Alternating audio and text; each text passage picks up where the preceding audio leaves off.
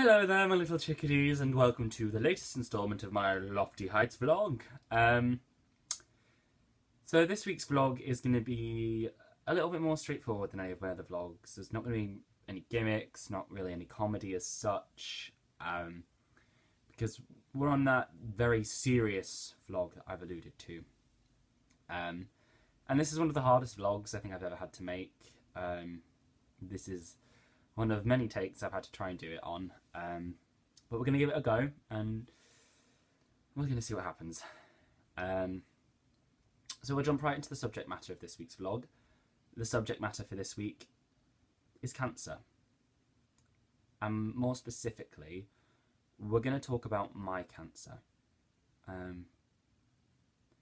Now, if anyone saw my vlog last week, I did apologise for not having done a lot of vlogs recently, and that's the reason, primarily, because I've been dealing with this thing.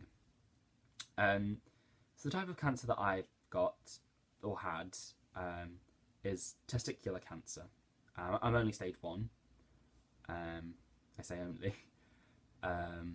which is, it's still quite lucky. And it's been an interesting journey, to say the least. It started back in March when I found a lump going for a casual scratch, reading a book, and I found a lump on my right testicle. I thought it was just an injury from me doing lots of unicycle practice for an audition. So I just went to the walk-in centre after it wasn't healing up, thinking they'd be able to send me for a scan. They weren't able to. So then there was lots of registering with GPs, going for scans, and then finally getting seen by a consultant who had felt me up, and I'd got felt up a lot during this process, believe you me. And he felt the lump and he was like, right, I'm a bit concerned. So that day he sent me to get my bloods done and an ultrasound. And then when I came back from the ultrasound, he sat me down and he was like, okay, so we have found a solid mass in your right testicle, and we think it's concerning and suspicious enough to suspect cancer. Hearing that is hands down one of the biggest shocks I'd ever had. I'd sat in that waiting room trying to prepare myself, like, if he tells me I have cancer, I will deal with it, but he's probably not going to, But when I got in there and he told me, I just immediately started to cry. Because I thought it was just going to be some cruel joke, and throughout the whole thing I thought it was going to be nothing. So you have a million thoughts that go through your head when you hear the C word and you hear yourself in relation to that C word. I worried about having kids, how it was going to look like afterwards, what stage it was going to be at, how we get rid of it, just loads of things. And I had a Macmillan nurse come in and speak to me, and they're amazing, and we did discuss everything. And then I went to get a CT scan just to confirm that it hadn't spread. Now, normally on most cancers you do a biopsy to confirm that it's cancer, but with testicular, given where it is, you can't just cut the lump out. You have to have what's called an orchidectomy, which is the removal of the testicle, which I have had done. And strangely enough, ever since I found the lump several months ago, I have always said to myself, if it turns out to be cancer, I will get a prosthetic. And now I do. I have a lovely prosthetic testicle. And it looks the same, it feels the same, it just doesn't do the same job.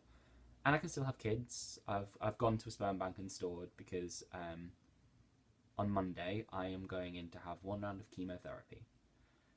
I'm very lucky that it's only 1 round and I'm not having something major intensive like people with stage 4 or things.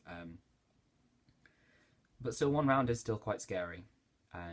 But I have gone and made sure I can still have kids and stored my baby making things just so I can. Now, if you've watched this and you've stayed with me this far, and I hope you have, if you can take anything from this vlog, I want you to just realise that anyone can be affected by something like this. I'm only 24 years old. I mean, to some people that sounds old, but to a lot of people I think it sounds fairly young. testicular cancer is actually most common in men between the ages of 20 and 35. I mean, it is one of the rarer types of cancers. It only accounts for 1% of cancers diagnosed. But still, when you see those documentaries or those videos on embarrassing bodies which tell you how to check your junk and that you should do it regularly, listen to them. Please do that, whether it's for testicular cancer or breast cancer or anything where you can detect it yourself. Please do check, because you never know. I'm really glad I did. I mean, I still have stuff to work through with it, of course. I mean, my journey doesn't end here, although I'm pretty much cured. I still have to go in for scans and x-rays for the next 5 years just to make sure that it doesn't come back. So it's a long journey even at stage 1.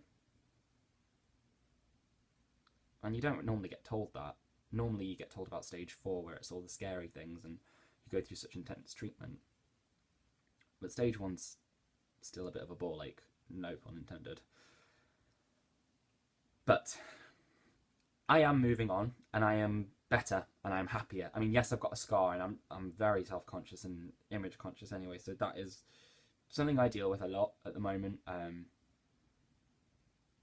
It does make me hate myself even more.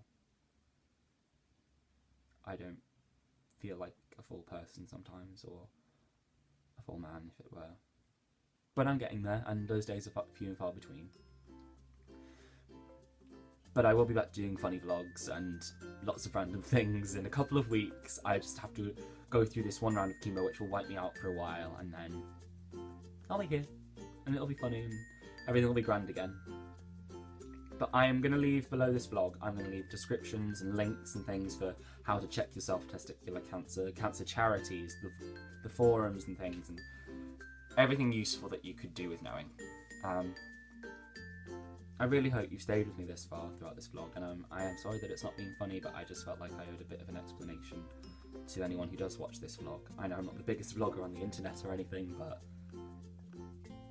it's an explanation, and I'm wanting to make people aware that cancer's not picky. It'll go after anyone, no matter how old you are or fit you are. But anyway, please do take something positive away from this, guys. I know I'm going to try to.